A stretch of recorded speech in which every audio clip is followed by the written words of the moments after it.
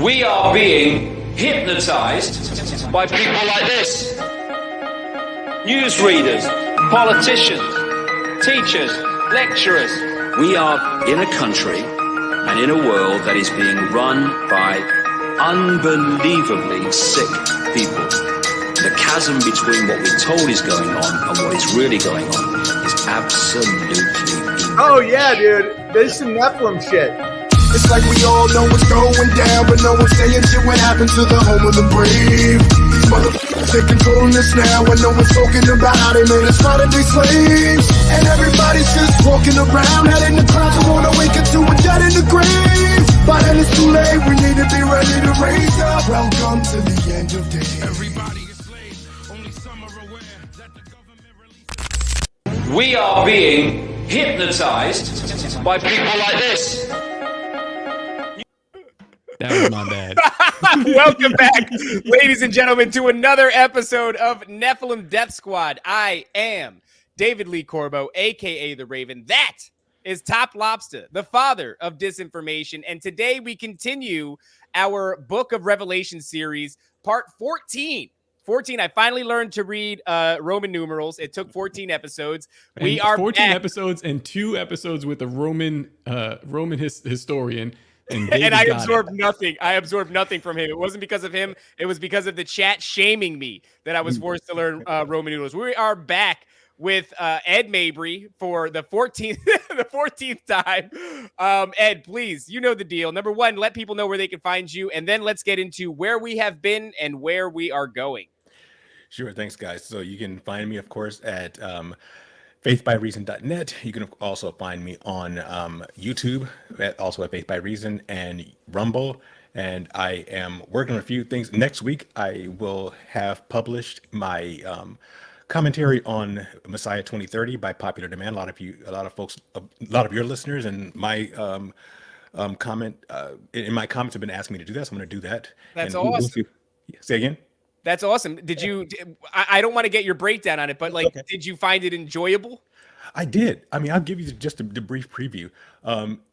Unlike the little season, this actually, fits with my eschatology, and I'd love for it to be true.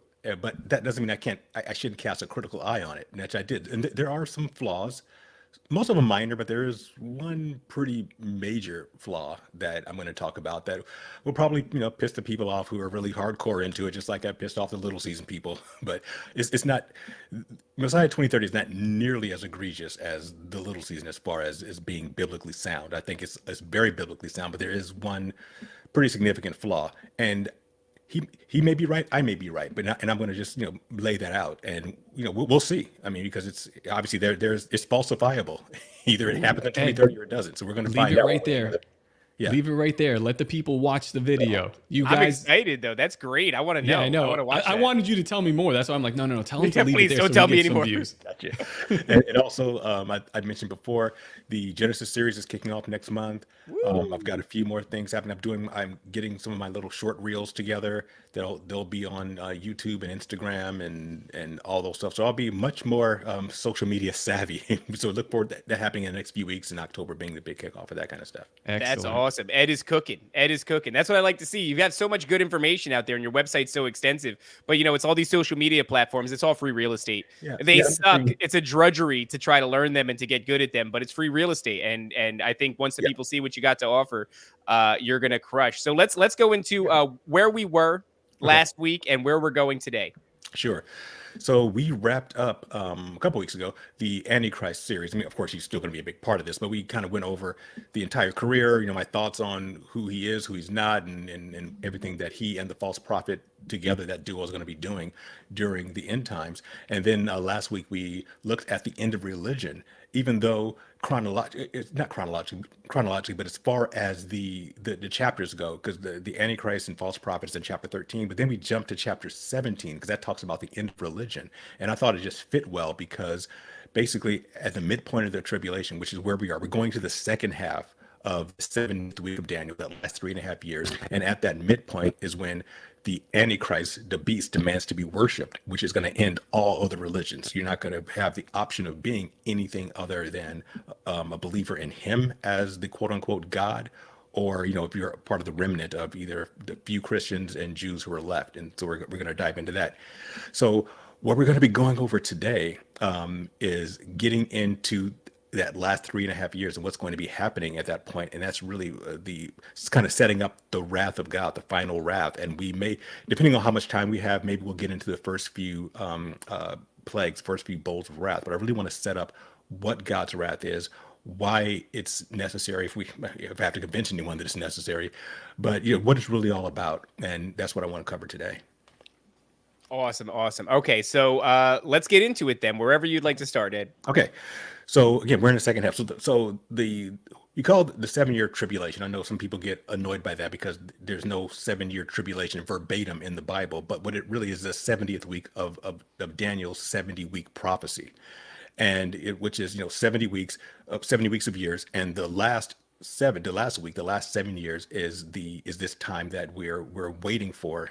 In my opinion, and as someone who believes that these things are yet future, and at the first 3.5 years, the Antichrist is a messianic figure. He seems to have a lot of the answers to the problems that are going on in the world. Most of them that were created by him and Satan and the fallen Elohim. They created the problems, and he has the solutions for them. And then at the midpoint is when he suffers a head wound. He is, I believe, possessed by his clone, is possessed by Nimrod. We talked about that extensively, and now he's ready to. Now he's sitting on the throne in Jerusalem and in the temple. And Jesus says in Matthew 24 to the Jews, he's speaking to Jews in Matthew 24. I think that's something that's really important, because a lot of Christians take Matthew 24 as some type of treatise for Christianity in the church. You have to understand that's not who he's talking to in Matthew 24. In Matthew 24, Jesus is basically answering 3 very Jewish questions posed to him by Jewish people. The church doesn't exist yet. The church cannot exist until Jesus dies and rises again. So we need to keep in context, Matthew 24 is Jesus answering questions about the destruction of the temple and his second coming. Not the church, not the rapture. That's not there because it doesn't exist. In fact, because a lot of people try to put the rapture in there. At least not, you can't put the rapture of the church in there, because again, the church doesn't exist. And Paul says very blatantly in Corinthians 15 that I'm showing you a mystery. That word is mysterion, which means I'm showing you something that was hidden before, but now it's being revealed. Meaning it was hidden until Paul reveals it, meaning that the rapture of the church was not revealed before then. So Jesus can be talking about that. So he's talking to Jews, and Jesus says that when you see the abomination of desolation, as spoken of by Daniel the prophet, standing in the temple, that's the Antichrist. I'm paraphrasing here. Get the hell out and do it now. Don't even stop to pack. Just roll, because the next thing that's going to happen is you're going to be persecuted. So I want to talk about what that last 3.5 years are going to be like. And just to clarify, Ed, he's talking to Jews there, you said? Yes. And Yeah, so if you're a modern day Jew, if you see this sort of thing, it's time to go, because there is a prophesized persecution coming. Yeah, the worst persecution ever. In fact, it says 2 out of 3. I think this is in I think it's in Hosea. Don't quote. I could be wrong, but in Hosea, I believe it says that 2 out of 3 Jews are going to be killed. Wow. It's dark, and of course these bowls of wrath are pretty intense. It's funny. Yeah. It's funny because it overlaps with the Jewish mentality now, where there are people that are extremely aware that they have had bad things happen to them, no matter how exaggerated this way or that way, but they're very anxious. Yeah. They're very anxious, as if they know that this is coming. Yeah, exactly. Because this time is called, among other things, we call it the tribulation, the 70th week of Daniel. But another title of it is the time of Jacob's trouble. Jacob being, the father of the Jewish people. So it's going to be rough. That's why he says, go, and you guys got to roll. So basically, it says also in Matthew 24 that there's no other time like this last 3.5 years. Jesus says there will be great tribulation. Now, again, little pet peeve of mine, people refer to the last 3.5 years as the great tribulation. They're slightly misquoting Jesus. Jesus doesn't give this time the title, the great tribulation. He just says there will be great tribulation. So it's a little bit of semantics, but it's a pet peeve of mine. People say, Jesus called this the Great Tribulation. No, he didn't title it that. He just said this will be a time of great trouble. That's what tribulation means. He just described it that way. So again, kind of splitting hairs, but like I said, pet peeve. And There again, there's no other time like it. Jesus said, there has been no other time like this in the past, nor will there ever be. So nothing has been like this. We're talking the flood, nothing like that. The plagues of Egypt, it's going to be worse than that. Any of the plagues of the Old Testament, anything that's happened in the past, nothing will be like this. It's going to be very, very different and distinct. And he says it's going to be like the days of Noah. That's a huge thing, because when you hear the term days of Noah, and you talk to modern Christians and modern Christian teachers about it, they will say something like, well, he's saying, well, it says it'll be like it was in the days of Noah. As it was in the days of Noah, they were eating and drinking, marrying and giving in marriage. So it's going to be business as usual right before Jesus returns. No, it's not. It's going to be batshit crazy right before Jesus returns. We're going to see this in this episode and the next. There's going to be, all the water turning to blood. There's going to be 100-pound hailstones raining down. There's going to be darkness and sun scorch. It's going to be terrible stuff. It isn't going to be anything but business as usual. The problem is that most Christians don't have a supernatural worldview. Most Christians think about things in the terrestrial world. They acknowledge, they worship a God who they've never seen, and Jesus came and he performed miracles and he rose again, but they kind of feel like that's it for supernatural. And most Christians are concerned with, finding a husband or wife, or their finances and raising their kids, right? All good stuff, but there's a lot of supernatural things happening. And when Jesus said, as it was in the days of Noah, he was talking to first century Jewish people. They knew when you talk about the days of Noah, it means one thing: the Nephilim. That's what, because the book of Enoch, the pseudepigraphal book of Enoch, was very popular during this time. We call it that time period. It was called the Second Temple period, between around the second century BC to about 70 AD. And during that time, the book of Enoch, very popular. Jesus referenced it. It was quoted by Jude. And in the book of Enoch, as you guys well know, is really heavy on the Nephilim. So that would have perked up their ears. It would have said the Nephilim are here. We've talked about that before. The Nephilim are going to be back. And I think the mark of the beast is going to have a lot to do with that. So that's what it's going to. So that's what the world's going to be like. So at this point in the narrative, all the players are on the board. So, and everyone has chosen their side. So the fallen angels have all been relegated to earth. They've been relegated to physical bodies. We talked about that before. I think that happens at the sixth seal. You also see that in Revelation chapter 12. He says, the dragon took a third of the stars and cast them down to earth.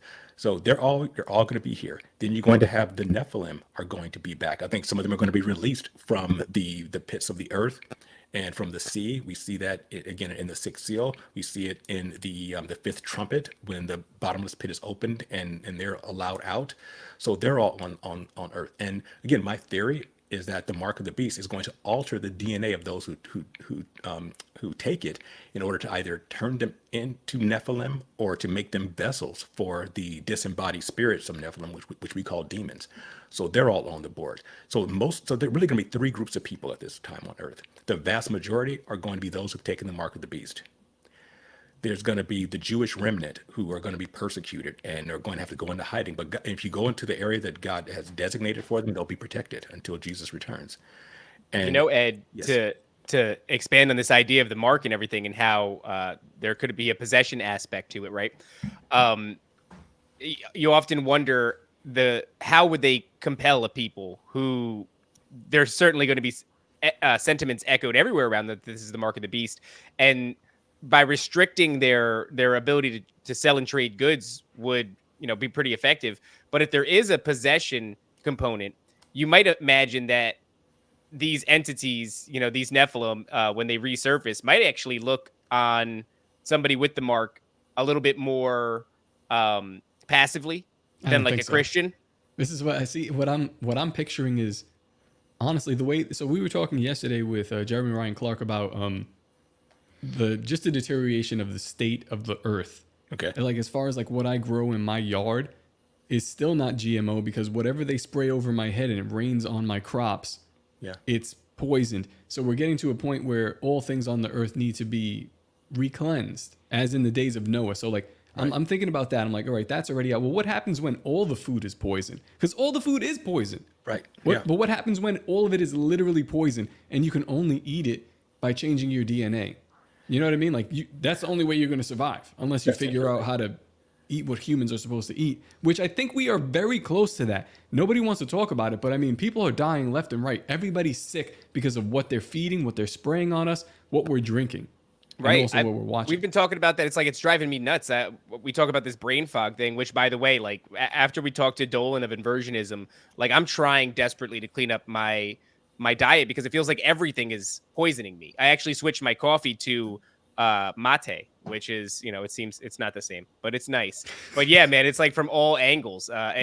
So the point being is that like, well, I don't know, maybe the mark of the beast will help you survive in some sort of not meaningful way. Like you'll be able to live. It would be like a limited capacity, a shell of an existence. And that would mean that you just be like, they'd have a shell of an army, and I don't think that they'd regard them as anything. I think they kill them just the same. Right, like but there could at least be the illusion of it. Like, oh yeah, if you play ball and we'll treat you well. How many times has that been done throughout history, right? Play ball and we'll treat you well, and then eventually you become the fall guy. They kill you, you become cannon fodder, or they put you in the front lines. I don't think it would be a genuine trade-off, but I think a lot of people, they would be so terrified with what they're seeing that they would bend the knee in any kind of way to not be subjected to it. And then ultimately it's kind of a self-fulfilling. Yeah, you become subjected. Yeah, I think a couple good points. For the one you just made at the end, they're going to keep in mind that at this point, in addition to, the beast allegedly dying and coming back and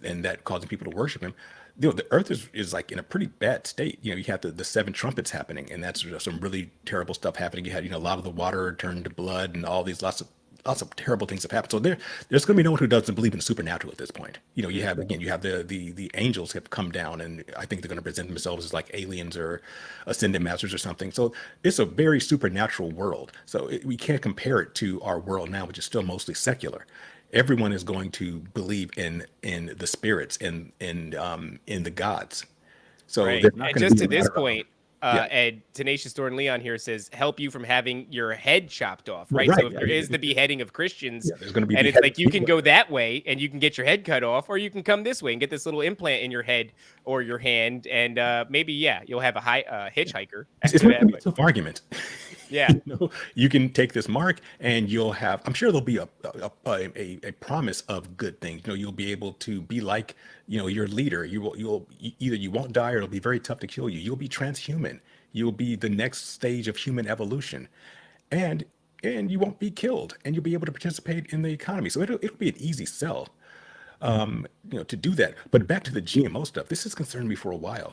Because I try to. By the way, Ed. Yeah. I know I'm not talking. This is Mexican Coca-Cola. No, it's not. You can't be drinking. Look at you. You're drinking soda. I thought we were going to do better. What happened? We literally did an episode. We said we're going to do better. This is actual sugar. There's really nothing in it. So it's Mexican Coca-Cola. So we're changing our ways a little bit here.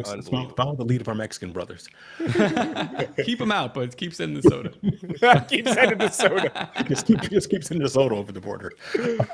Unbelievable. But I try to stay away from that kind of stuff, and I keep my kids away from it. My kids have never had soda, and I try to keep that. But it's tough because some things, one of my weaknesses is the nacho cheese Doritos. I'm not gonna lie, and I try to stay away from it. But I've noticed that if I'm at a party or something, and I'll have a few, I feel like crap the next day. Oh yeah. Not only that, but I also get a rash. I mean, I'm not to get too personal, but I can just tell that there's something because that's all GMO corn. It's an immune response. You're having an immune. Feel horrible, but feel great in the moment. In the moment, it's awesome. Oh, nacho, it's so nacho cheesy. It's great. Like afterwards, I feel bad, and I start getting like, I literally, like I said, is it my body's trying to detox it? But I think that it could be a combination of those GMOs altering things and just making for a better, for lack of a better term, ecosystem for when the mark of the beast actually happens. Right. That's an interesting thing. That's a lot of. I know you speculated the side effect with the vaccine. The side effect of human suffering for them is just an extra. It's like that hurts them too right now. Perfect. Right. Keep going. So I think it could be just making our biome, our human biome, just more ready for it, and make it, throw the injection in there. I think that might be another part of it. You're just making it easier. So again, that doesn't mean that eating Doritos is a mark of the beast. God, I hope not, because I'm in trouble. Or it also doesn't mean that taking the jab was a mark of the beast. But I think it's possible that that's prepping your body, priming your biome for that. It could be. I don't know for sure. I'm not a doctor, scientist. we had inversionism, Dolan from inversionism on a couple of days ago, and I don't want to get this taken off of YouTube, but he was talking about the different types of metals that are in this, and then it starts getting you thinking about, well, frequency, vibration, metals, things like that, but it's everywhere, it's in everything. So, and it's done on purpose. It costs them more money to do this. This is not like this is cheap and fun for them. It's it's intentional. This isn't being done by accident, guys. You know this. I mean, the stuff they're spraying in the air, they're not doing it just because. I think it's part of a bigger plan. And maybe there's not one thing that's going to alter you. Maybe it's a combination of all the things: the spraying, the GMOs, the jabs, all the stuff in the pollution things in the water and things like that. Maybe they all work together. Because if there was just one thing in it and that one thing did it, then maybe someone could say, look at what this one thing is doing. But maybe they're just ingredients. And then when you combine them all together, look what you get. Man, So it's rough. so the other thing that's going to be happening, again, I think the people are going to have the roughest, obviously, the Jewish people will, but God has a refuge for them. So if you can make it to the refuge, and it's going to be somewhere they call it Basra in the Bible. There's a hiding place for them in Basra, but it's modern day Jordan. And a lot of people think it might be the Petra. If you've seen that, if you saw the third Indiana, I say the last Indiana Jones movie because the last two were terrible, but the third one, the Last Crusade, that the treasury building in Petra is like the last big set piece at the end of it. And if you can get, it's a very narrow passageway to get in there, so it'd be really easy to defend and keep an army out. So a lot of people speculate that it's Petra. Could be. I think it's fascinating, but the people going to have it roughest are those who have missed the first two raptures and decide, like around the mark of the beast, hey, you know what, this is crazy. I'm gonna turn to Jesus. They're probably going to be killed. It'll be rough for them to make it to the end, to the coming of Jesus. Doesn't mean that they won't, but it's going to be very difficult because not only are you going to will they not be able to participate in the economy, but you're going to have your neighbors ratting you out. For this, we saw a mild version of this during the pandemic. Yes. I remember when the pandemic hit, and we had to all be masked up and all that kind of stuff. And where I live in Northern California, north of San Francisco. It's not, I wouldn't call it rural, but it's it's kind of out in the suburbs. And there's a lot of hills and hill country and hiking trails. And every morning I go on a hike with my dog. And during the pandemic, I remember I was on a hike with her. I got to the trailhead, started going on the hike, and I heard like some woman like screaming at people down the trail. And I finally get to her, and there's this lady who started screaming at me because I wasn't wearing a mask. And I'm like, lady, I'm outside. Why would I be wearing a mask? Oh, you have to wear it. I'm going to report you. I'm like, report me. Go ahead. What are you going to tell them? That I was out there enjoying fresh air? But that was really happening. And it's just going to be cranked up to like the nth degree when you put religion behind it. And people are going to be, I mean, you heard about this during the time when the Nazis were over Germany. People were turning other people in. And so you're going to have not just the military or the police policing people. You're going to have everyone trying to turn someone else in who doesn't take the mark. So it's going to be really difficult for Christians. Reminded, every so often I do a show and it brings me back to when that was happening, and it's just like, wow, how it's incredible how the human mind can heal and kind of not forget, but like be resilient and move on, because that happened to me, same thing, and I was super traumatized from it, but now it's almost like detached and desensitized. Like I think about it like, oh yes, that did happen, right? Yeah. And it was a great example too, because you think like a lot of people look at Nazi Germany and they go, how do you compel an entire people to do this? And it's like, well, you can compel people to do a lot with like free burgers and a beer, apparently. You can compel $100 at the mall. $100, right? Ed, we're talking about what the Jews are being called to do during this time. What are Christians called to do during this time? Like if you're a Christian and you see the abomination of desolation standing in the third temple, what is it that Christians should be doing? The number one thing is don't take the mark. That's really the only, because it's not God's will that any Christians be around. It's basically just don't take the mark, and you got to survive as best you can. If you know where the Jewish people are hiding out, I would say, if this broadcast is on, I would say head to where they are. If you can get on a plane to Jordan, get going. That's the only thing. A lot of them are in Boca Raton. Should I be going to Boca? It seems to be. Maybe I should go to Boca. Incredible. Or if you've got a bunker, go to your bunker. If you've got whatever, but you're going to have to try to hide and survive.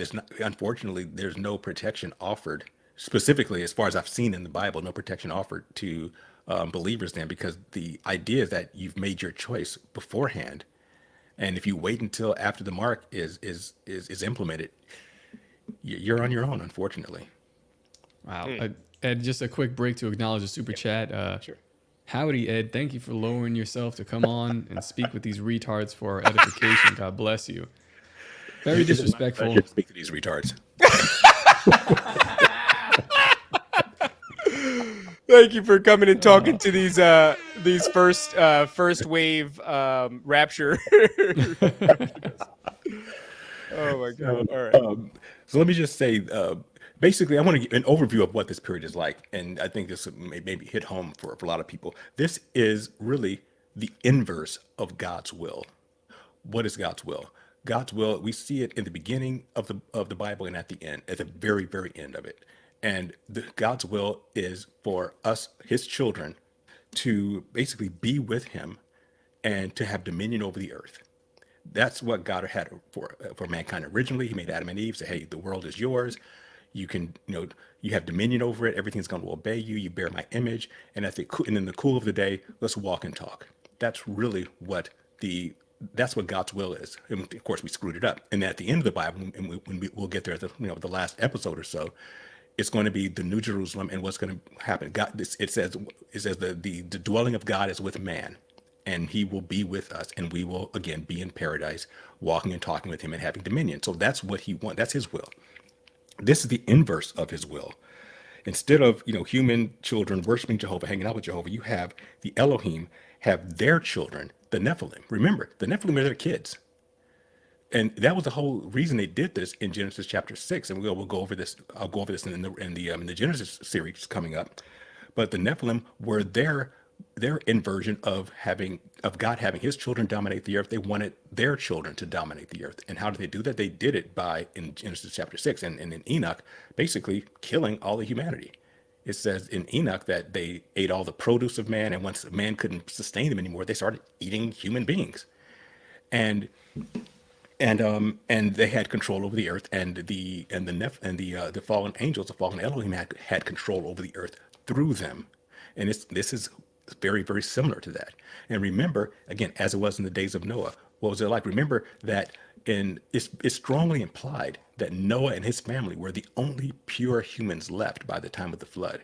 It says that Noah was a just man and perfect in his generations. That perfect means unblemished.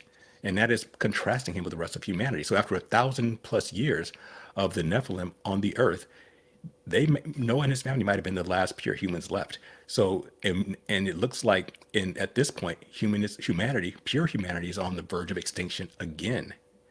And God always waits until the very end. Why? Because he's merciful. We're going to talk about that when we talk about why he hates pouring out his wrath. God hates judgment. It's probably God's least favorite thing to do is to judge people. But the whole point is that at this 3.5 year point, you have, again, the inversion of God's will, and the fallen angels basically having their way, and to the point where they're about to extinguish humanity and get what they want. Because they want us gone.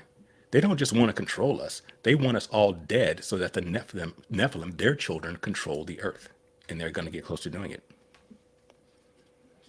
We were trying to explain that the other day on a podcast, and the host was detached from the supernatural in a big way. And when we tried to explain that Noah was perfect in essentially what would be his genealogy, and Right. that he was still preserved as God intended, and that the sort of cleansing of the flood had to happen because of all of the genetic mixing between the offspring of fallen angels and mankind.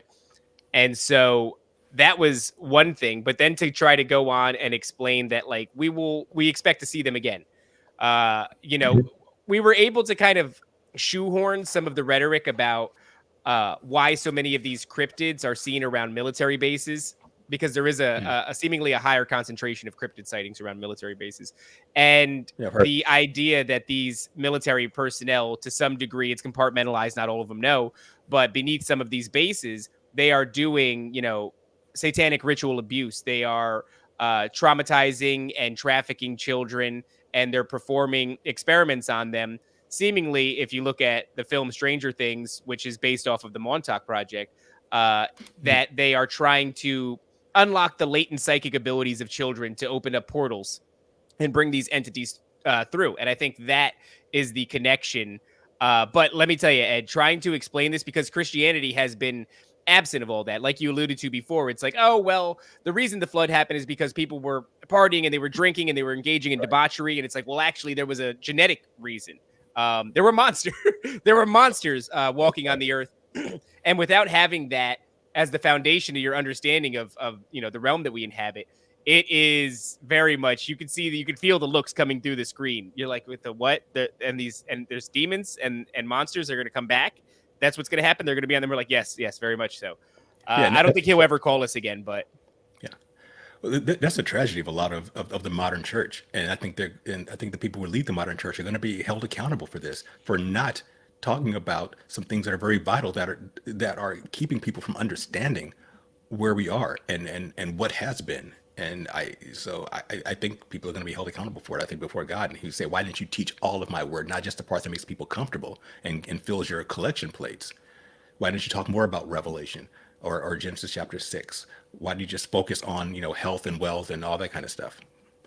But speaking of God's will, do you mind if I I didn't have a chance to talk to you guys before we came on, but mind if I do a quick plug for please. a friend of mine? So, a very good friend of mine by the name of John Linhart. He has a book that has just come out called Modeling God's Wills. Amazing. I've known him for, the better part of 20 years at this point, and he is responsible, for better or worse, for a lot of the things that I've been teaching over the years. He is it's called, the website is modelinggod.com. Okay. And his first book was called Modeling God, and he's a scientist, a chemist who used his scientific knowledge to basically come up with a non-contradictory model for God, who he is, and what basically his there we go, for the existence of God and who he is and what his principles are. So in Modeling God, he gives a non-contradictory definition for God. And it's actually helped so many people, because a lot of us have these contradictory definitions of God. And what they do is they mess with our minds, because your mind cannot handle a contradiction. So if you say, the classic question, if God is good, why is there evil in the world?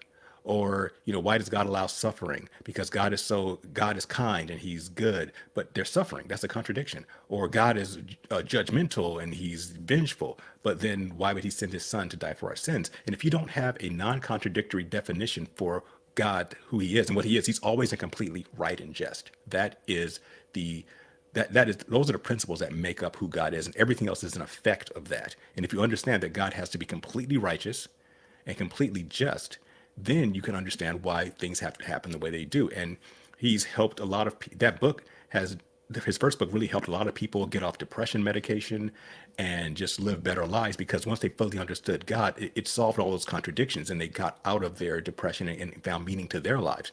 It was also extremely controversial, because in his community, he was in Wisconsin at the time, he was shunned by this, and there was a campaign against him by a lot of the local preachers in the community, to the point where they took away his livelihood and financially ruined him.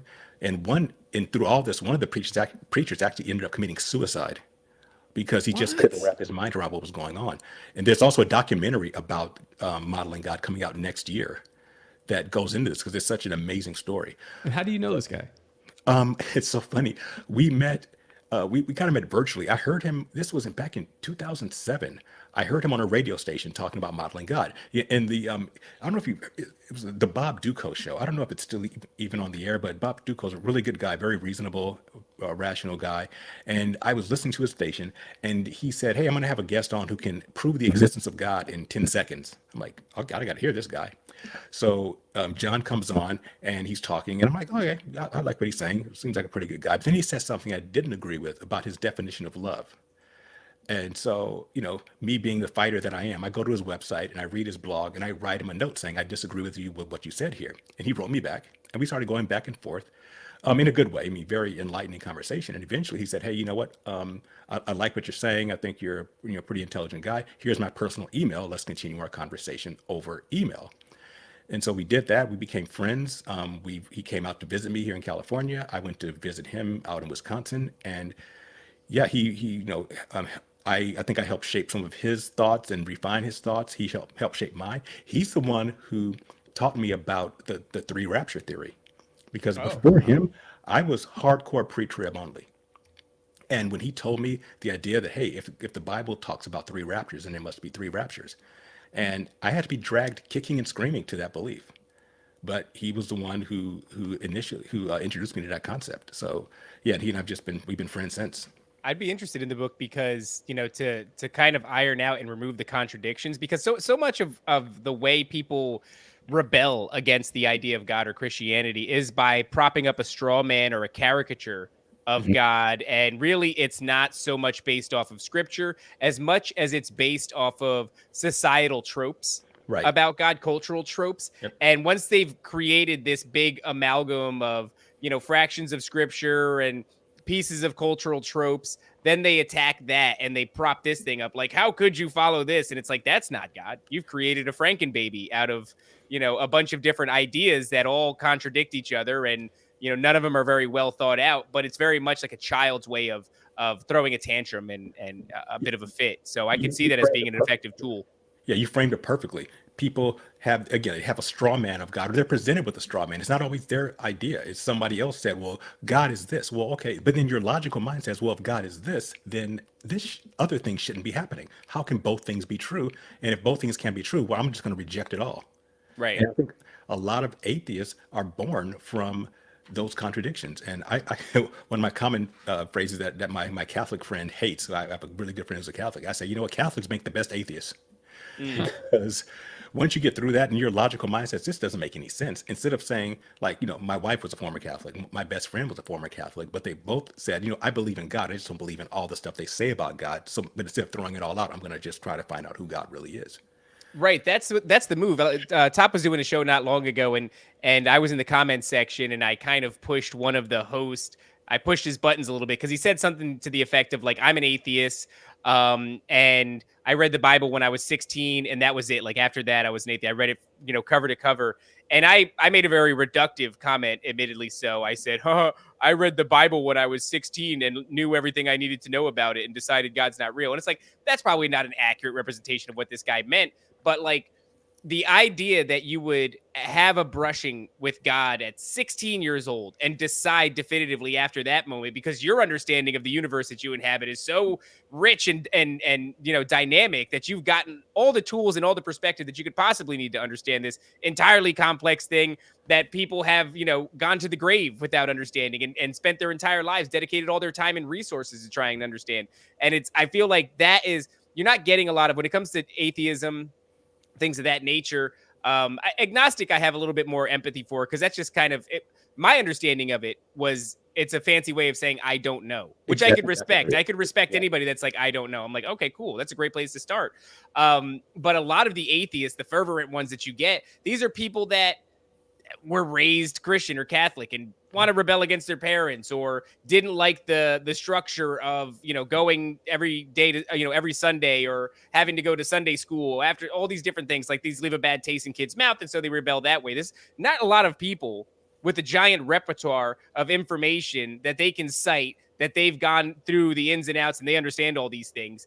It's not that person. Your average atheist is just somebody who maybe doesn't even have a bone to pick. It's just culturally more acceptable to be atheists. Yeah, it's just easier. No, you're absolutely right. And I'll end with this and get back to Revelation. But John Leonard, he's doing the podcast circuit. I mean, if you guys want to have him on your show, I think he'd be a great guest. Oh, we'd love to. Sure. Yeah. And I have his I posted the link in the comments, so if anyone wants to click it and check it out. Yeah, please do. So people are lazy, that you gotta spoon feed them. These people are lazy and retarded. As a matter of fact, before we hit, I want one to my cart. let me show you how retarded they are. This is a super chat, $5. I'm getting a dangerous retard tattoo tomorrow at 1 p.m. I'll send Top a pic after. Oh my God, we're getting our first dangerous retard tattoo. Do that. Holy smokes! What have we done?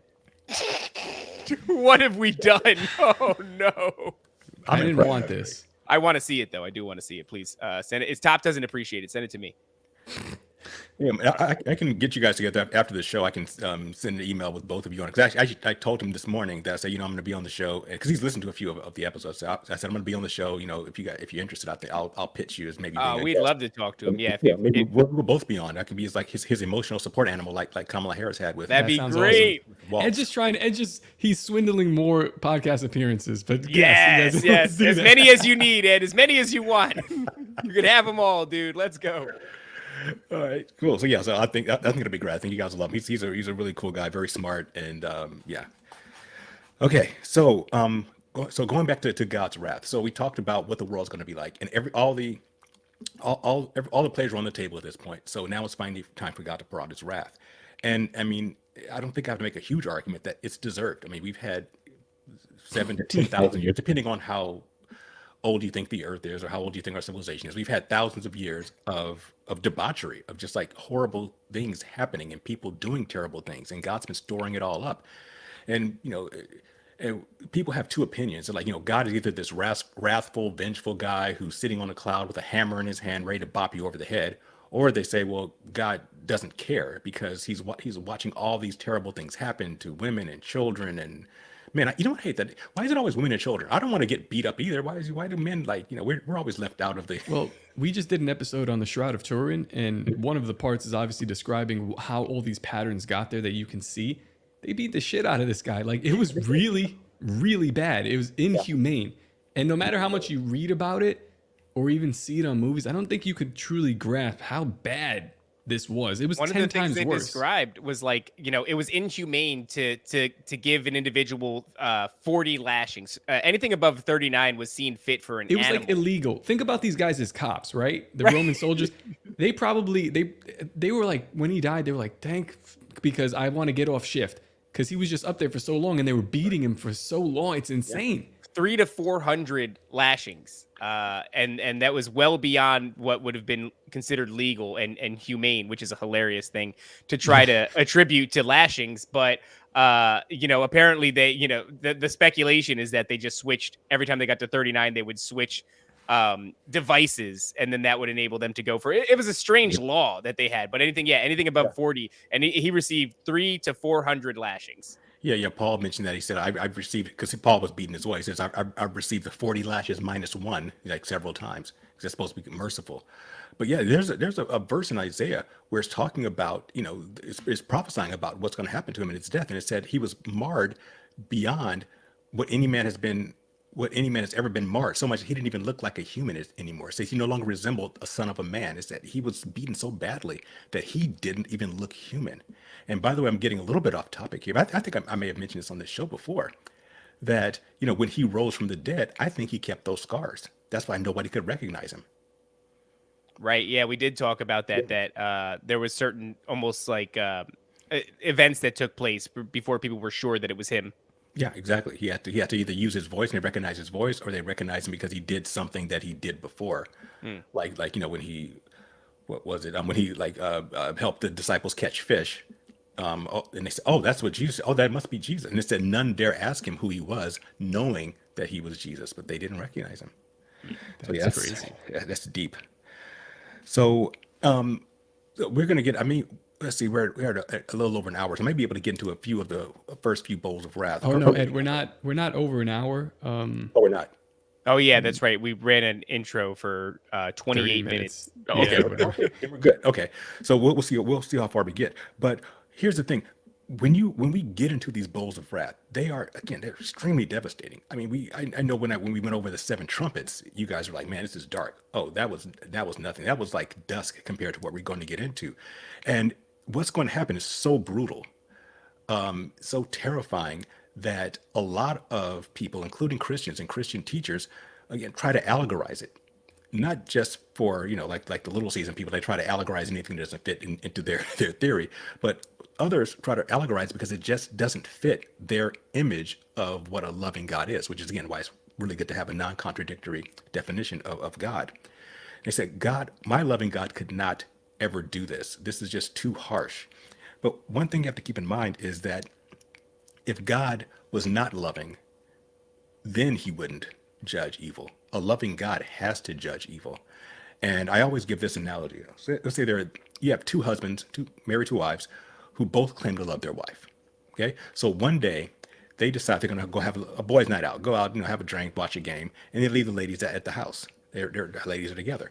While these two men are out, two husbands are out. Two guys break into the house that the women are in, and they start assaulting the women, just like assaulting them, raping them. The two husbands come back home and they see this happening. They walk in on it.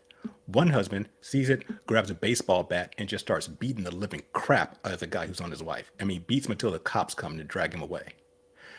The other husband sees it happening. He goes up to the guy and he says, hey fella, you want to stop raping my wife? Could you cut that out? No, you don't want to? Okay, well, I respect your right to express yourself. So I'm gonna go put on a pot of tea, and after you're done raping my wife, let's go have a talk about your past and your childhood and see what happened in your life to lead you to this point. Which one would you say actually loved his wife? The one who beat the crap out of the person who is persecuting his wife. God is the same way. If God is loving, then he has to punish evil, because for thousands of years, the Elohim have been assaulting his world, his land, his people. And God's been storing it up.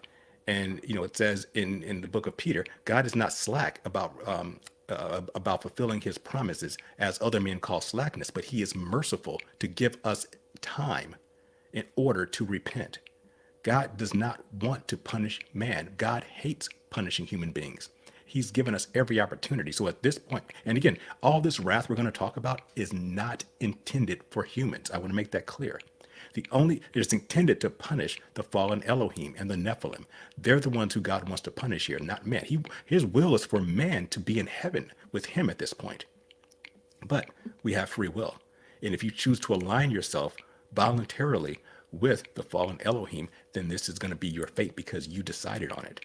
And what we're going to see as we go through the bowls of wrath is something very interesting. It will say that every time, not every time, but most of the time when these plagues happen, it says that people still don't repent. They don't give glory to God. Why? I think it's because they can't. I think it's because they're possessed. And they finally taken their choice, and God has no choice, has no alternative, because again, I think humanity is at the brink of extinction by this time, just like in the days of Noah. Do you think the people will understand that it is God at that point? Oh yeah. That they would need to repent to God specifically? Yes, I think they're going to absolutely know it, because the Antichrist is going to spend a lot of his time. It says in Revelation chapter 13, you also see it in Daniel chapter 7, and as well as chapters 11 and 12 of Daniel, which outlines the career of the Antichrist. Is one of the things he's known for is he is blaspheming the name of God all the time. He's always telling people, God is the evil one. God is the demiurge. He's the one who's doing all these things to you. So it's going to say specifically when we read through them, they blasphemed the name of God who brought these plagues. So they know who's doing it. That's very interesting because that'll put us at odds with what that sentiment is. Something you'll find, excuse me, you'll find that sentiment within the New Age community is, God is the demiurge, things of that nature, the archons and all these different expressions. And in very many ways, you can kind of already see how the New Age movement are the cheerleaders of the opposition. And it's because ultimately what lies at the end of the New Age movement is that you can be as God, right? It's the same lie that the serpent sold in the garden. And so the idea that sentiment would then become disproportionately represented and actually become, your big enemy on the world stage. I could see that coming. Right. And so, like I said, God hates doing this. He does not like, I would say it's his least favorite thing to do. That's why I think it's going to be over really quickly. It's not going to, I think the wrath is poured out at like the end of that 3.5 years. It's not going to last long. I think it's going to last a few days, maybe a couple of weeks at most, all 7 bowls. Well, for 2 reasons. Number one, I think God wants to get it over with. He says, I want to finish all this judgment. I've been storing it up. I'm going to let it all out. Then I want to get to the stuff I want to get to. I want to get to the millennial reign of Christ. I want to get to, the New Jerusalem and eternity. I don't want to spend any more time than I have to judging these jackasses. I want to judge them, get them over with, lock them in the pit, be done with them forever in hell. And then I can get back to what I really want, which is my will. But I want to just kind of demonstrate something. But I want to read, if we don't mind, from Revelation 15, chapter 5 through 8. That's like the end of the chapter. So just to give you a little bit of insight into God's state of mind, it says, after these things, and it begins by seven angels basically, who have those seven last plagues, with which the wrath of God is complete. And they're praising God. They actually, it's almost like they're encouraging him and saying, God, we know you don't like this, but you're worthy, you're holy, you're doing the right thing. In the chapter, verse 5, it says, after these things I looked, and behold, in the temple of the tabernacle of the testimony of heaven was opened. So this is the temple in heaven. The Jewish temple, in whatever iteration, is always a model of the real temple in heaven. A lot of people believe in simulation theory, and I actually do believe in kind of a different way. I think everything on earth is a simulation of the eternal realm, of the spiritual world. So the Jewish temple, is actually a simulation of the real temple in heaven. Then out of the temple came seven angels. You can kind of bring people together with that, right? Because how many people are like, yeah, you're right. It is a simulation. This is a created realm. Yeah, it is. But if it's a simulation, it's simulating something. It's simulating, I think, the real spiritual realm. Right. And verse 6, out of the temple came the seven angels, having the seven plagues, clothed in pure bright linen, having their chests girded about with gold bands. Then one of the four living creatures gave the seven angels the seven golden bowls full of the wrath of God who lives forever and ever. Here's the point. The temple was filled with the smoke of the glory of God and from his power, and no one was able to enter the temple until the seven plagues of the angels were completed. So God does this alone. He is not there. This is the only time in the Bible where God is depicted in his heavenly throne by himself. Every other time, God seems to love to have beings around him, angels, the elders. God likes company. He doesn't like being by himself. He's always with a bunch of other entities or people. This is the only time you see in the Bible where God is intentionally by himself. Why? Because he doesn't want to. He wants to get this over with. He's not happy about it. It says smoke comes out, and he's not even letting you see him. He just wants to get this over with by himself and be done with it. So I think that's very interesting insight into his character. It's intense symbology, right? You've got he is inside of this thing. There is smoke pouring out of it, and he's just there doing what he's got to do for 7 days. Yeah. Man. And so I think we have time. I'm going to go through the first 3 or 4 bowls of wrath. I'm not going to take a lot of time because God doesn't take a lot of time with it. But I'll talk about what happens and what I think the implications are. But I want to make it clear that this is not just in Revelation. Because I've been accused. I still get comments from my good friends about the little season folk are still bombarding me with comments. And look, here's the thing. I want to have truth. That's what it's all about. It's not about me being right. It's about truth. And so I get a lot of comments from them saying, you're taking the book of Revelation literally. That's your problem. And you need to do some more study and listen to these other people. And I have actually. Some people have given me links to other folks who've talked about it. And I've listened to their shows. And honestly, the more I research the little season, the worse it becomes. It's having the opposite effect. It's not convincing me more. It's convincing me more of it. It's convincing me less. It's making me respect the people who believe in this less. This is even worse than I thought it was before. So all you're doing is he's just making me more and more convinced that I was right. But one of the things they say, you take the Revelation 2 literally. Well, that maybe you can make that case if Revelation was the only place that talked about this. It is not. It's all over the Old Testament. I mean, there are so many verses, so many books. Like the book of Joel is almost entirely about this period of time, and it paints it brutally. Hosea has a bunch of stuff. Daniel has a bunch. Zephaniah, Zechariah, Habakkuk. They all talk about this. I mean, you don't have to go. You can go here if you want to, Todd. But if you go to Isaiah 24, 19 through 21. This is talking about that time, and it says, the earth is violently broken. The earth is split open. The earth is shaken exceedingly. The earth shall reel to and fro like a drunkard, and shall totter like a hut. Its transgression shall be heavy upon it, and it will fall and not rise again. It shall come to pass in that day that the Lord will punish on high the hosts of the exalted ones. These are the Elohim, and the kings and earth, and on earth the kings of the earth. This is this period of time. This isn't he's describing an earthquake. he's not just using bombastic language. This is there, and this is just one. I mean, I don't have. If I could read more. I could read from Jeremiah 4. I could read from, Joel's chapter 1 and 2. There's so many places where it talks in Jeremiah. It talks about how the hills are moved. The hills move lightly, like they're like just bouncing around. This is vivid description of the language. This is vivid language describing what's going on here. Keep in mind that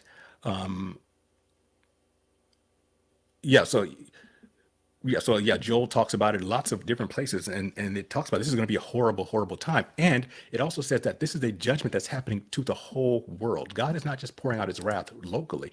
The whole world is being poured out. And if you believe that all this happened in 70 AD, that makes no sense. The only thing that happened in 70 AD was a siege of Jerusalem. How could God be judging the whole world and pouring out his wrath on the world when it only affects one city at the ass end of the Roman Empire that no one even cared about? The whole world, no one even, 99.9% of the world's population didn't even know the siege of Jerusalem happened in 70 AD. No one in Asia knew about it. They probably didn't even know Jerusalem existed. No one in the Americas, no one in Africa knew about it, in Northern Europe. Hell, I would say that most of the Roman Empire didn't even know about it, because how would they? We didn't have cable news back then. Nobody was like sending out a tweet, hey, Right. hashtag siege of Jerusalem.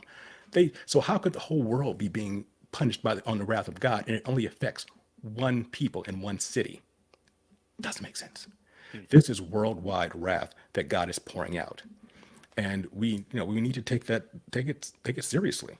And It's the same thing when even if people- it doesn't fit your favorite pet theory. Again, I always say, don't try to make the Bible fit your beliefs. Make your beliefs fit the Bible. And if it doesn't fit, then stop trying to wedge it in there. Just change what you believe. Yeah, that's where people do the same thing, is where they try to say that the flood was a real thing, but it was a local flood, just at what, and it's like, well, that's interesting because every single culture has a flood myth. And so, There's geological evidence all over the world. Exactly. So, yeah. Yeah, this isn't just happening in one place. This is a worldwide event. Yeah, so let's go through, and you guys can tell me when we're getting close to time, but maybe we can go through the first few bowls of wrath that are being poured out, and we can talk about what they're affecting. I definitely want to save the seventh one for next time, because I want to tie that into the judgment of commercial Babylon. Anyway, so I want to go to chapter 16 of Revelation, verse 2. Well, start with verse 1. It says, "Then I heard a loud voice out of the temple, saying to the seven angels, go and pour out the bowls of wrath of God on the earth." Not just on Jerusalem, on the earth. So the first one went out and poured his bowl on the earth, and a foul and loathsome sore came upon men who had the mark of the beast and those who worshiped his image. This is interesting. So this is just going to be some horrible kind of boil that's going to be on people who took the mark of the beast. And I think Marzulli says this, and I agree with him, that this could probably be the human body rejecting whatever's put into them with the mark. Right. And to go back to your point earlier, Ed, it's like maybe there is an effort through various things, whether it's a vaccine or the food that we're being fed, to acclimate the body to deal with something like the rejection of an implant at some point. Survive it, right? It's almost survive like you ever heard of, I think, were you the one that told me about somebody being pickled, like an alcoholic? Oh, yeah, we were talking about that. It's like something that happens to people who drink for their entire lives, and it's like they seem to be able to withstand drinking until somebody convinces them to quit. And I'm not saying you shouldn't not quit drinking, but oftentimes you'll see really severe alcoholics, when they stop drinking, they will experience a massive health decline, and sometimes they'll actually die from it. And it's like, yeah, maybe there is something to that. I worked with a guy. I mean, my aunt is one of these people, and she drinks like Coors Light all the time, and I would be hesitant to tell her to stop, because it's been 60 years of just drinking like 10 a day at least. And I'm like, if you stop, you're going to die. Like, you're It's like the same thing with the old lady that's like, how did you live to 110? She's like, I smoked cigarettes every single day of my life. It's like, well, don't stop, because I'm very sure that if you stop, it's done. It's over. Yeah, your body's already habituated to it. Yes. So, yeah. Your Same thing with the heavy metals, right? You can adjust. I mean, I'll give a quick example from my life. I grew up like drinking like milk all the time and dairy and whatnot. And then, I got off of it. I was doing carnivore for a bit, and I had some cheese, and I discovered I was lactose intolerant. It's like I shit my pants. I was fine. He said, you were always lactose intolerant, but your body just adjusted to it. And now that you got off of it and your body got cleaner, now so now your body's like, yeah, you shouldn't have had this in the first place. Now that you've cleaned it out of your system. So I thought that's interesting. Listen, man, I mean, the vaxes for kids is up to like 72. It's by the insane. time they're 10 or something like that. And you wonder why. It's like they're probably just preconditioning us to accept this final thing. You Well, have to be there or you'll die. Here's a thought, Ed, and you know, I don't want to drag us into too deep waters, but yesterday we're talking to Dolan of Inversionism. It's a great episode, and he's a biohacker, right? He's always trying to figure out different ways to improve his David, overall let's health try and to nutrition. keep this one on YouTube Yes. because we already got Foundering pulled for the same thing. They're onto us. Oh, right. So I'm gonna, I'll make sure I Just for police the my sake language. for the sake of people like that are watching the series and want to watch it. Because I Yeah, hate exactly. when it's just on one platform. This should be everywhere, but yeah. Well, go one ahead. of the things he's talking about is like, all of these different, like take the Roman pantheon, for example, right? It's like all these deities, which it's our contention to the fallen. They all have different ruling celestial bodies. Not only do they have different ruling celestial bodies, there's also a metal associated with that celestial body. So it's like gold is associated with the sun, but Mercury is associated with a different metal, and this planet is associated. So there's actually an association between metals and entities, which I find is fascinating. And then if you think of metals as a conductor and you think about the various ways in which we're getting toxic heavy metals in our bodies all the time, is there something about the atomic structure of a metal that it resonates with a different entity? If Have you you ever then have seen- those metals in your body, are you more susceptible to, interaction with that entity? Have you ever seen the X-Men movie where Magneto's in a plastic jail? Yeah. And Mystique, she like seduces a guy in a bathroom, knocks him out or has sex. I don't remember. She injects him a little bit of metal. He comes in and Magneto's instantly like, oh yeah, baby, you got what I need. And he just rips it out from him. Yeah. Like the little bit of metal. Iron turns in it his into a blood. bowl. That was very cool. I thought that was a great scene, by It's the way. kind of overlaps here, right? It's like if they get enough of this in you, and this represents XYZ celestial body. And I don't know. even if it's not a possession thing, but to Ed's point earlier, it's like, well, what if you're acclimating the body by a slow poisoning until you develop an immunity to it, so that if you have these metals in your body, these heavy metals, these toxins, maybe you can build up an immunity to it to the point where you won't reject whatever foreign body they put in you in the future. And I've heard that all these metals might be functioning as like an antenna. That was my thing. I'm like, dude, that's because if it's like I said, if certain metals have to do with certain entities, and all metals are a conductor, they're always conducting energy and frequencies and things of that vibrating. nature. Right. So then maybe you are basically, it's like, what antenna did you install? I installed the ball antenna. I installed the Moloch antenna on my head. And it's like, maybe you become then more receptive to these things. It's like when you have braces in your mouth and some people used to pick up radio frequencies. Yeah. Remember that? Hey, but what's interesting about that is gold is actually considered is the metal that's most closer to God. And it's interesting. sun, It's in right. the sun. I thought this was like the weirdest thing until I started talking to people who ingest colloidal gold and has positive effects. But if you remember when the incident after the Exodus, when Moses is getting the 10 Commandments and whatnot, and the people are waiting for him, and they make the golden calf. And what does Moses have them do? He has them smash it into powder. Then he has them put it into the water, and they drink it. I'm like, why would Moses have them do that? Well, keep in mind, Moses probably learned alchemy when he was living with Pharaoh. And what I've been told is that colloidal gold, if it's done in the right way, actually has like amazing benefits. It can make you smarter. It could make you closer, give you more spiritual attunement. So I think Moses was saying, you guys are so stupid. Drink this gold. Maybe it'll smarten you up. Maybe we need that for us. I know it's antimicrobial. Well, if you look up, if you ever do a study or have someone on your show who studied monatomic gold, because I've heard some fascinating stuff. I've never done a deep dive into it. And there's a bunch of people who claim they sell it, but I'm very very wary of some of these supplements that people sell. They claim it has monatomic gold. It sounds like from some of these books that I've read about like how when you've invited demons inside of you, there's like different doorways, and if they perform exorcisms, it's not always 100% that they've gotten everything out. There's been cases where, so it's like maybe this gold is kind of like an exorcism type of, has exorcistic type of properties. It's And interesting everybody too, drinks because this. I think that the sun, in many ways, is like this story in the sky of Jesus, and I don't think that reduces the man Jesus Christ. Like I don't think that reduces it at all. I think it actually, if anything, it emboldens it, or it broadens it, it strengthens it, and so Just for gold to be associated with the sun, I think is interesting. Yeah, we're gonna see there's an angel of the sun in a few verses if we get to that today. We might, if not, we'll take it every next week. But okay, so that's the first. So obviously that curse is intended for the people taking the mark of the beast. That they had this foul and loathsome sword. It's gonna be a bad sword. It's gonna smell bad. It's gonna be really horrible.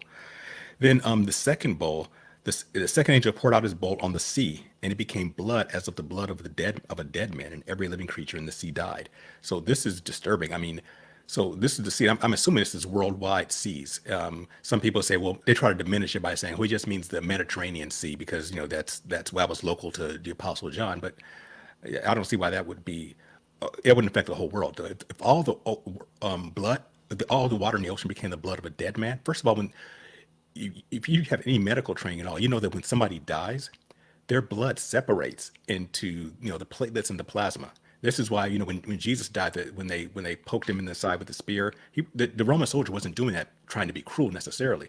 He was seeing if he was dead, because when you die, your blood separates. So it says in the book of Matthew that blood and water came out. The water being the plasma. That meant that Jesus was dead because it separated. So that separate blood, being someone who's been around the medical field, both my parents were in the medical field. I've seen it. It's thick and brownish and disgusting. So, and it smells horrible. So all these seas of the world are going to be like that. So why would God do this particular judgment? The sea is always is greatly associated with evil, and it's a place where demonic entities and Elohim were imprisoned in the seas. The sea is never talked about. It's rarely talked about in a positive way in the Bible. And remember, in the original earth, there were no oceans. Oceans didn't happen until after the flood. There weren't any. So, and it's not, and there won't be any in the new earth. We'll see when we get to Revelation chapters 21 and 22, when God creates a new heaven and a new earth. It specifically says there is no sea. So the sea is considered a negative place, and it's a place where, again, inhabited by the fallen Elohim and by the demonic entities. So he's turning it off the blood of the dead man. Then here's an interesting one. When the third bowl is poured out, it says the rivers and springs of water, this is fresh water, and become blood. And I heard an angel of the waters saying, so hey, there's an angel of the waters. Interesting. It says, you are righteous, O Lord, the one who is, who was, and is to be, because you have judged these things. For they have shed the blood of the saints and prophets, and you have given them blood to drink, for it is their just due. So a couple things about that. We see the reason, the angel gives us the reason behind this. He's judging all the martyrs who've been killed over the millennia by these fallen Elohim for various reasons. And also, if you look at this, it seems like this angel is encouraging God. He's justifying him. He's making him feel better because he knows God doesn't like doing this. He's like, God, you're doing the right thing. You're righteous. They deserve this. Don't feel bad. I mean, angels are ministering spirits, and it seems like this one, they're ministering to God. They're kind of encouraging him. It's funny to think about that, because the angels, when I read them previously in the Bible, I'm just kind of like, yeah, they're just saying stuff. But they have, it seems like, it doesn't seem like, I know for sure that they have their own opinions. Mm-hmm. They probably have been like, yeah, God, like, we've been watching this for a long time. Like, do it. We're waiting.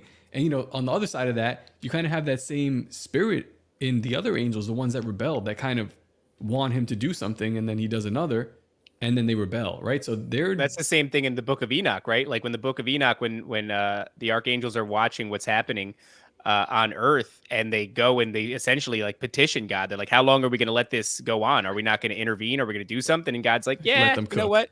But he's like, he decided in that moment, he was like, yeah, hey, Enoch, come here real quick. And and then sent him over there. It is fascinating, because you don't really, as somebody who's previously been on the outside of religion, you don't expect to read a thing and then find them relatable, find angels relatable, or God even relatable, just in the sense of like watching decision making happening in real time as you're reading it. It's very interesting. What we're going to see in the book of Genesis and also in the book of Job, which I'm going to do concurrently, is that God, like I said before, God is never alone. He's always surrounded by angels, and he has a council. He has a council of angels. That's his advisory council. And we see proof of it throughout the Bible, that God listens to them. He takes advice. Not that he's wrong, but God wants to he likes interacting with other intelligent beings, and he will listen to them, and he'll listen to them, he'll maybe take their advice, or he'll turn it down, but he's open to hearing from them, and he's open to being comforted by them in this case. I think as a parent, that's probably an important lesson to learn as well, because it's like, I've got my things that I'm going to do today. This is what we're doing. But sometimes I'll be like, hey, what do you guys think? And, I kind of want them to agree with me. But, yeah, you got to let them speak and then say, all right, you know what? Maybe we'll do something like that this time. Just to... I have my kids all the time. What do you want for dinner? But I usually get, I don't know. Like, I don't want to. I don't know. What do you want for dinner? Anything besides what you cooked. Right, basically. Yeah. I know. Tell me about it. Okay, and the fourth bowl. Okay, and then the fourth angel poured out his bowl on the sun, and power was given to him. Notice it's a him, to scorch men with fire. And men were scorched with great heat, and they blasphemed the name of God who has power over these plagues, and did not repent and give him glory. So interesting things here. First of all, the sun is given a definite object. It's him, not it. And I actually looked this up in the actual Greek to make sure that this wasn't just a mistranslation. No, the sun is a person. It might be. Remember that the stars of heaven are an idiom for angels. I wonder because there's an angel of the sun, and it's apparently it's sentient somehow. I don't know how that works with how the spiritual realm versus the physical realm, but there seems to be some type of sentience to the sun.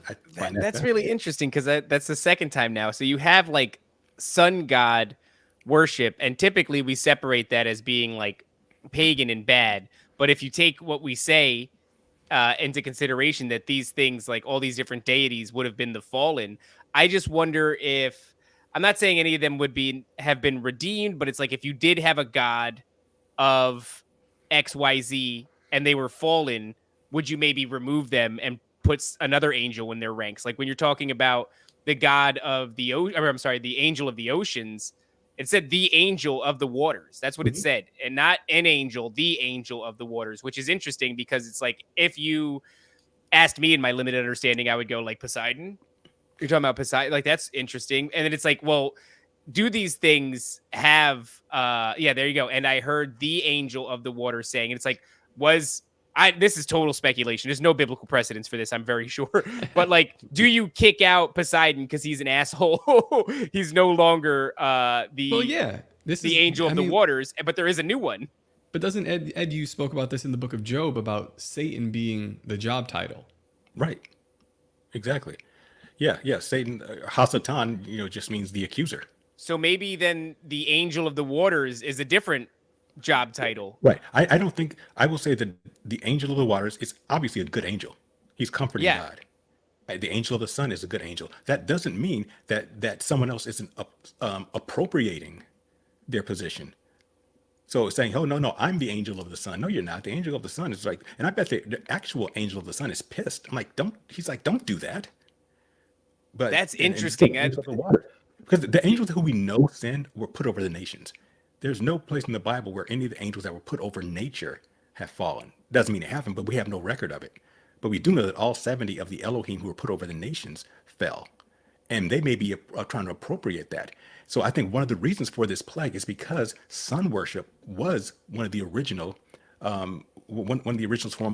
original forms of idolatry. Nimrod was called the sun god. He was the first person called the sun god. And was he? Of course not. He was a man who became a Nephilim. He was never the sun god. He was worshipped as the sun god. So I think Poseidon may have been an Elohim, an angel who was just pretending that he had power over the waters. Maybe he did. Maybe he got fired from it. Right. That's what I'm saying. Maybe he got fired, but I don't think. But at this point, we know the angel of the waters is on Jehovah's side. Right. But we know the problem with all these pantheons, obviously the fact that they were fallen and everything, but also is that they wanted veneration. They wanted worship. Right. They wanted that sort of idolatry from the people. It would make sense that if you installed, because no, you're not doing the job right. You got to go. Yeah. Have you ever? And then they don't want veneration. By the way, the new ones that you don't put in, they're like all glory to God, and so it makes sense that you even know who they are because they're not building statues to them. Yeah, we'll see at the end of the book, like when John tries to worship an angel, and angel's like, no, no, no, no, no, no, don't worship me, worship God. I'm He's just like, I I'm see what happened to the other ones, by the way. Don't do Yeah, that. they got the job and they're like, this job is freaking awesome. But the other ones are like, you ever met a guy that's in the street and he's like, I used to be a musician. Psh, none of these guys are really even that good. And they want to tell you about like but they're not anymore. They're just kind of like I used to do a podcast, and then like Nephilim Death Squad's over. I'm like, let me tell you about a podcast. Joe Rogan's kind of sucks anyway. Yeah. This kind of stuff. It's like a weird jealousy type of thing, but they don't have that job title anymore. Well, and that's why we're going to talk about this in the Genesis series. You know, the entity we call Satan now, you know, the Nakash from the Garden of Eden, I think he was originally the person who would challenge God, who would, you know, and he lost his job. And his job, I think, was originally to challenge Adam and Eve, but he went overboard when he lied about God. He was just supposed to be the catalyst to challenge them, but he went overboard and he got kicked out. And so now the one in Job is actually Satan 2.0. You know what's interesting, Ed? And now that my brain is going there, if that's his job title, he's the only one that's allowed to question God.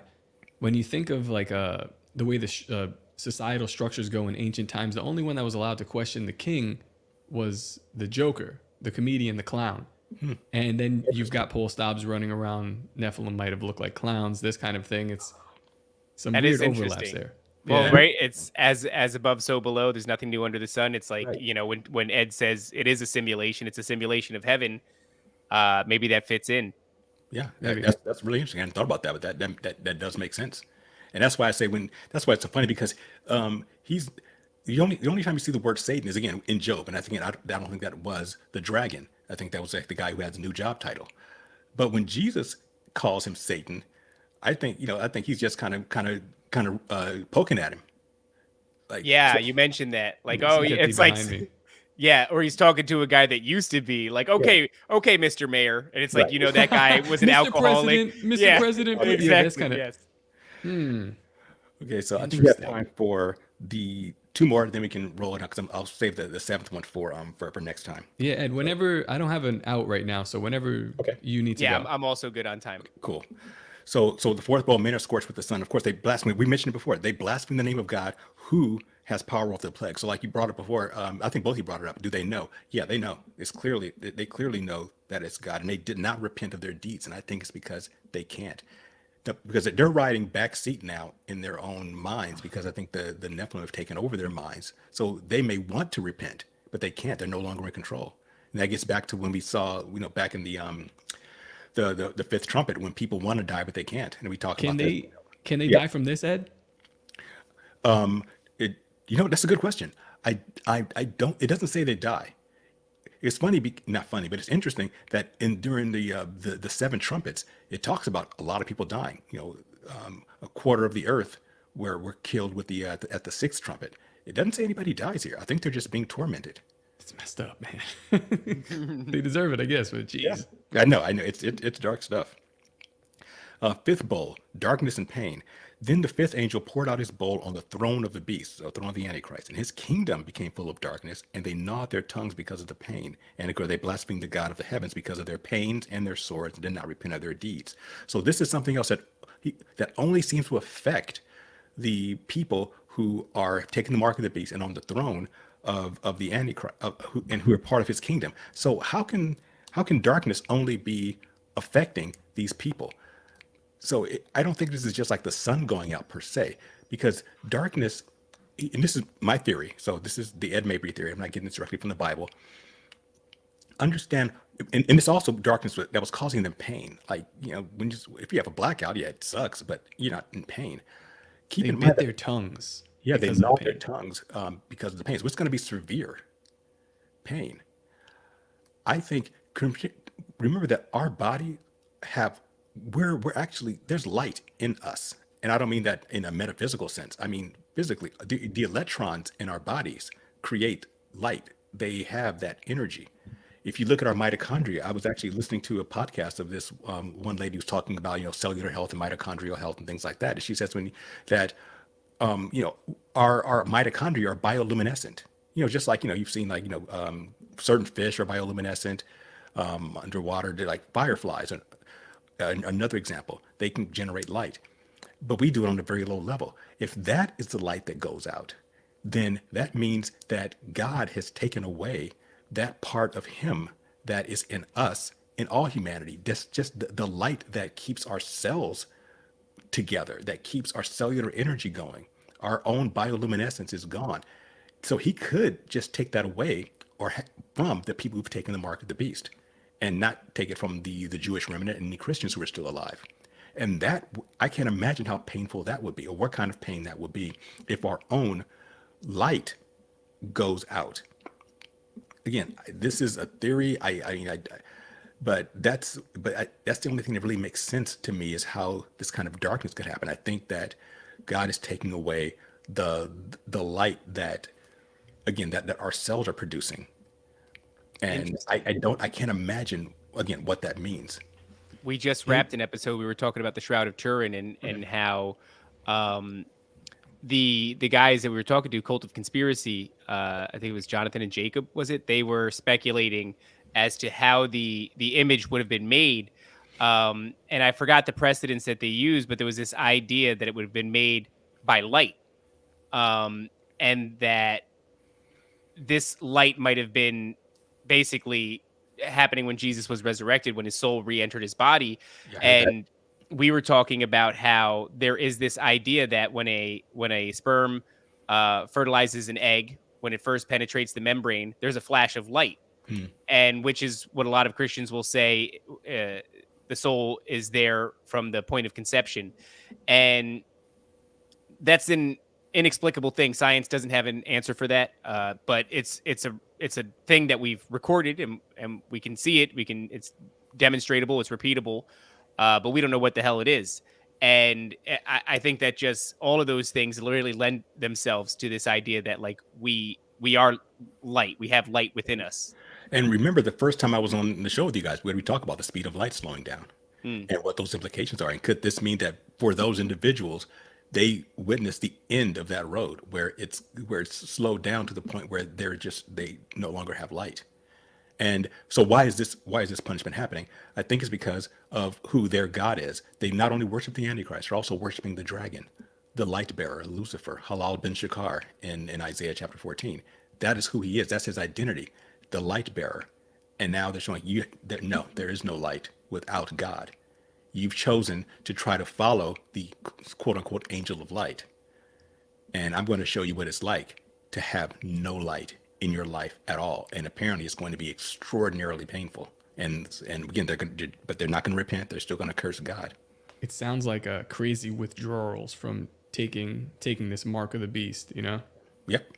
Yeah, I think it has something to do with it as well. I think that, the first plague and this one seem to have something to do with, that's why I think the mark of the beast is physical. Some people say, well, it's just a mark in your head, and that means your mind, and in your right hand, and that means what you work with your right hand. Like, well, what about people who are left-handed? But anyway, I don't think it's just an idea in your head. I think it's a physical mark. I mean, if you look at the actual word, the epistemology of that word mark in Greek, it refers to something physical. It's not just a thought in your head or whatever. And this, again, that's what people who don't believe in the literalness of the mark of the beast will tell you that, but I do, and because that's the language. I'm like enthralled in thought I'm looking at David, and he's like shocked. I can't wait to see what he says here. When I was a kid, I had a dream, and I had like a series of like prophetic dreams. It always sucks whenever you describe your dream to somebody. Nobody wants to hear it.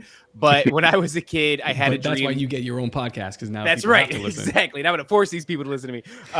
When I was a kid, I had a dream. I don't know how old I was, maybe like 6 or 7, and I had this dream that I was in Florida, of all places, despite living in New Jersey, and I knew that I was in Florida. I had visited once or twice, so it makes sense that I had dreams about it. But there was a ladder in the middle of a highway, and my father was at the bottom of the ladder, and he was crying. And I, a 6-year-old child, was climbing up the ladder. The ladder stretched into the clouds, into the sky, and I was like glowing. I had like light emanating from me. And I climbed this ladder up into the clouds, and I don't remember if this was a separate dream on a different occurrence or if it was the same dream. I just know that I don't know what happens while I'm up there, but I do come down the ladder. But when I come down the ladder, I'm considerably duller. I no longer have this kind of golden shimmer surrounding me anymore. And that's all the dream is. And it's like lasted with me my entire life. There's just certain dreams that you like never let go of. And I don't know. I just didn't like what you said there and how it pairs up with that dream. It's just not a. I'm like, what does that mean, man? It's one of those things. I just like a couple times a year, I'm just struck with the memory of a dream, and I sit there pondering in it to know, real avail. Yeah, I'm not. I have dreams too, but that they're never prophetic. People I've been asked before. Hey, you study so much of this stuff. Do you have prophetic dreams? Like, no. Usually my dreams are about Beyonce. They're not. When I was a kid, I used to have a lot of dreams. A lot of really I've had dreams about a giant tree. That I don't know. I had a lot of really insane dreams, and then they all seem to stop around maybe my early 20s. But they like from childhood till like 16, 17, it was just these gigantic, seemingly important, but very cryptic and symbolic dreams that I never really understand. I mean, not that it has anything to do with anything, but I have had. I was joking before. I've had a few recurring dreams. One of my recurring dreams is that I'm in a race, and it doesn't matter. It's really not about me winning it. It was like just keep running, just keep going. That was a recurring dream that I had for a long time. It stopped maybe about 10 years ago, but all my life I've just had like this dream where I was always in a race with other people, and it was just about continuing. So who knows what that means? Interesting. We're all messed up, man. I just too much spicy food. Last thing, I'll get to the last plague, because I've been getting a lot of questions. I actually want to maybe start off maybe our next show or show after that, just responding to some of the questions that I'm getting, like a lot of common questions. But one of them I get is like, there are a lot of people who are on YouTube now talking about their dreams. I dream of the rapture. I dream of the second coming. And people ask me, what do you think of that? I'm like, well, it could be prophetic, but it also could be they just had too much Mexican food that night. So you got to be discerning about all these so-called dreams. Yeah. Yes. But not everyone. The great thing about YouTube is that we all have a platform. The bad thing about YouTube is that we all have a platform. So look at us. Gotta be discerning. I'll just say it too. I had prophetic dreams as a child as well, or at least I was told so by the people in my church and my mother. But I'm very skeptical of like, well, I had this dream, but is it as significant as you? Do you just want to believe this? Because it's not that I don't want to believe it, but I'm like, I'm not going to buy my own bullshit. You know what I mean? It's like, but it's there, and I think about it every so often, but I'm not like going to be like, I'm a prophet. I don't know. I had some dreams. I think a lot of the dreams, they have to do with you. I do believe that like dreams of really impactful magnitudes are some sort of communication. Maybe they're messages from God, but I don't think they're, maybe for some people they are. I just never felt like mine were about the world at large. Just felt like they were about me. Your dreams is your mind working through things, and it may be your unconscious is trying to figure something out, and it's bringing it to the forefront so you can help your unconscious mind figure it out. Yeah. I think Gray Pilled Podcast has dreams about sucking off a fish. Go to suckafishoff.com. All right, let's then we'll wrap. So we'll wrap up with the sixth bowl, because this one's kind of odd, and it's different from the other ones. It says, and the sixth angel poured out his bowl on the great river Euphrates, and its water was dried up, so that the way of the kings of the east might be prepared. And I saw three unclean spirits like frogs coming out of the mouth of the dragon, out of the mouth of the beast, and out of the mouth of the false prophet. For they are spirits of demons, Nephilim, performing signs which go out to the kings of the earth and of the whole world to gather them to the battle of the great day of God Almighty. And then behold, I'm coming as a thief. And then what is 16? And they gathered them together into a place in Hebrew called Armageddon, or more accurately, Harmoed. We'll get to that when we get to Armageddon at a few episodes down the road. So what's going on here? So an angel pours out a bowl on the river Euphrates. Nowhere near as devastating as all the previous ones. Why is this important? Because if you look at the river Euphrates, I've heard about it all my life, talking in prophecy and everything. If you look at it, it's not that impressive of a river. I mean, it's not as impactful or as big as like the Nile or the Amazon River or even the Mississippi River. It's just, it's the river. And when you ask or you read commentaries on Revelation, they'll say, well, this river's dried up so that the kings of the east, and they think, well, this must mean Asia or China. This is now the Chinese army can invade Israel. Like, a river is not stopping the Chinese army if this is what it really was. I mean, maybe 300 years ago, but we have planes and ships, and a river does not stop an invasion, so it can't be that. So I think it's more supernatural. The river Euphrates, first of all, is one of the original rivers that flowed out of of Eden, if this is the same Euphrates River, because I think that the topography of the earth changed so much after the flood. Who knows how much that river has moved, or if it's even the same river? I don't know. A lot of people argue back and forth over that. I don't know. We had a guest on a while ago who suggested that it's been entirely inverted on purpose, and that the actual Nile is the Mississippi, and one of the tributaries would be the Euphrates, or something of that nature. Yeah, I've heard that too. Is Yeah. that Narco Longo? Narco Longo, yeah, he's got a lot of really fun stuff. I don't really resonate with everything he says, but he's got some stuff that'll make you go like, well, I have a problem working around that. No, he's interesting. I mean, I'm not, like I said, I'm not on board with most of it, but I don't mind hearing it. It's interesting stuff. You know? He's got great stuff. He's well researched. He delivers it well, and I think he'd be somebody that you'd be interested in talking to for sure. Oh, yeah, a fun conversation. I mean, it would just be two guys riffing. I mean, we're probably never going to come to agreement, but it's not about agreement. It's just about understanding. I want to understand why he thinks the way he thinks. It's cool to get those perspectives. But biblically speaking, the Euphrates is one of the places where angels, Elohim, are bound. We saw this in chapters 7 and 8 that there were four angels bound in the river Euphrates who were allowed to come out and lead this demonic army. So I think the river being dried up probably means one, among other things, it means that there are more angels who are in prison there who are finally going to get out. They must be some really, really bad dudes, because it takes to the end of the tribulation for them to be let out. Because when it says the kings of the east, that actual term is the kings of the rising sun. I don't think these are earthly kings. I think these are, again, rulers, spiritual rulers, Elohim, who were rulers, who were imprisoned in the river, and they're finally allowed out. So these must be like the worst of the worst, because God doesn't even want them on earth until the very, very end, and so that they can finally be judged. Yeah, my opinion on that. And then, we saw 3 unclean spirits like frogs.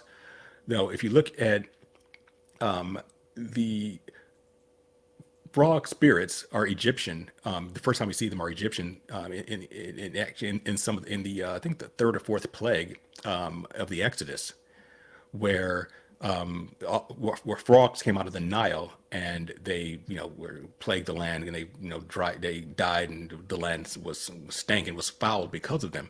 But remember that all those plagues were specifically targeted towards certain Egyptian deities, and one of them was the deity Kek. Mm-hmm. And he was the frog god, and he was like the god of like fast movement and things like that. And you remember those memes around the first Trump election with the frog guy from one Pepe? of the yeah. So I find that very interesting, because they use Kek as well. Spirit. Go ahead. I'm sorry. Go ahead, Top. They still use Kek as a phrase. It's like a well, Kek is from World of Warcraft, and it was like the orcs, when they would say LOL, it would get automatically ran through a filter into Orcish, I believe, and it was Kek, K-E-K, and so that became like a meme, and then that meme somehow became associated with Pepe, and I mean, too much. It's weird. It's really weird. All the stuff is coming together, and so these spirits go out together, because at this point, they know Satan, the false prophet, Antichrist. They know, okay, we're done. It's time to wrap this up, because these plagues. Here's the reason why, and we'll wrap it up with this. This is why I think that these things happen in short order. If the second and third plague turns all the water to blood, that can't last. Humanity, even if they're deformed or whatever by the mark of the beast, they'd be dead within a couple of weeks. You can't live without water for more than a few days. So this can't be a long time. Otherwise, there'd be no one left alive, because there'd be no more fresh water to drink. All these things, and when we look at the last plague with the 7th bowl, we will see that it's going to devastate the earth so badly. I think these things are going to happen in quick succession. God's going to get it over with, and we're gonna be done. But this kind of shows that the final Elohim are released from the river Euphrates, and the bad guys know that we're done. It's time to gather at Armageddon. And I will tell you now, I mean, we're not going to get to Armageddon for a few more episodes, but it's not the Valley of Jezreel. People are mostly because there's this idea that that Armageddon is the Valley of Megiddo, and that's in central Israel. And I was taught that all my life, except it's not Armageddon. It's Har Moed. Har in Hebrew means mountain. It's the mountain of Moed, or mountain of Moed, which is that's the opposite. It can't be a valley. A valley is the opposite of a mountain. Basically, a valley is an upside down mountain. So it's not a valley. That may be where they gather, but they're going to Har Moed. Har Moed is the Mount of God. The Mount of God, Mount Moriah, that's in Jerusalem. It's right outside of Jerusalem. It's actually where Jesus was crucified. It's where Isaac was going to be sacrificed by Abraham before he was stopped. So they're not. So the Antichrist is not marching he's not marching into Jerusalem just to kill the Jews. He's marching on God. Why? Because he's Nimrod. What did Nimrod do? He built a Tower of Babel to invade heaven.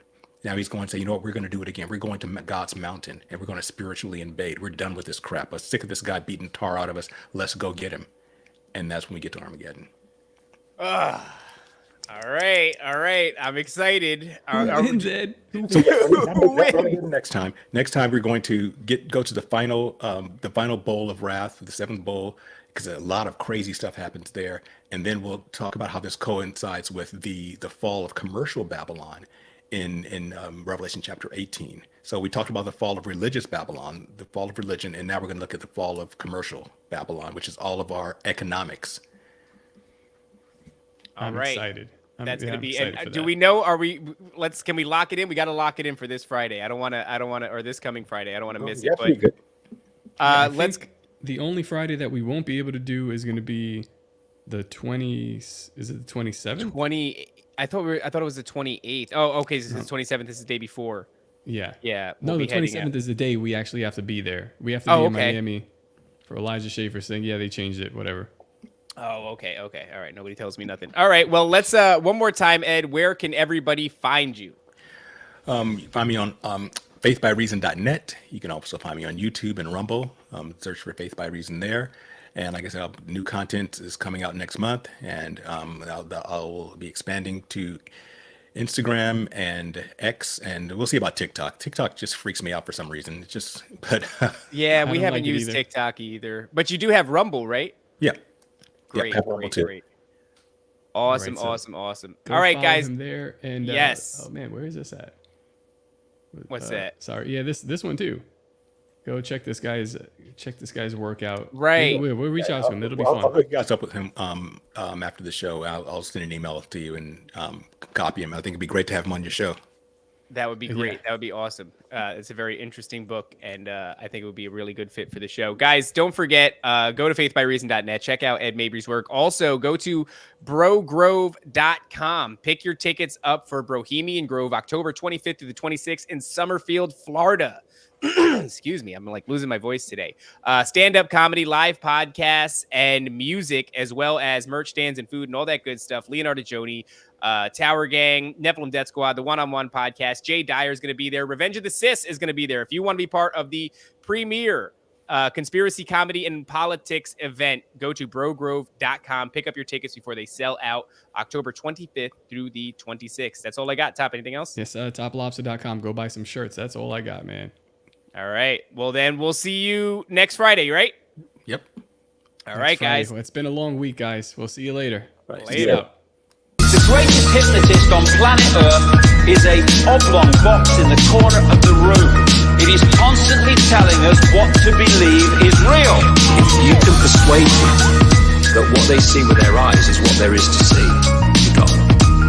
Because they'll laugh in the face of an explanation that portrays the bigger picture of what's